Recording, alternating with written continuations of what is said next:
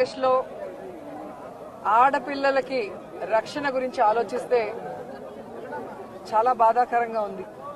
ఎందుకంటే ఎక్కడ చూసినా రేపులు, మర్డర్లు అండ్ ఆడపిల్లల కాలేజీ బాత్రూమ్స్ లో హిడెన్ కెమెరాలు పెట్టి ఏ విధంగా పైశాచిక ఆనందం పొందుతున్నారో మనం చూస్తున్నాం. ఈరోజు నేరస్తులకి ఇంత ధైర్యం వచ్చింది అంటే దానికి ఈ ప్రభుత్వం సిగ్గుపడాలి. ఎందుకంటే గతంలో జగన్మోహన్ రెడ్డి గారి ప్రభుత్వంలో ఒక తప్పు జరగాలి అంటే ఎంత భయం ఉండేదో మీకు అందరికీ తెలుసు. సో ఎవరైనా కూడా దిశ యాప్ ని యూజ్ చేయకుండా ఏదైనా అఘాయిత్యానికి అమ్మాయి లోబడితే 24 గంటల లోపల నేరస్తుల్ని అరెస్ట్ చేసి వారిని శిక్షించే విధంగా చట్టాల్ని కఠినతరం చేశారు. కాబట్టే ఆ రోజుల్లో ముచ్చుమరి లాంటి ఘటనలు జరగటం అనేది మనం చూసుండం.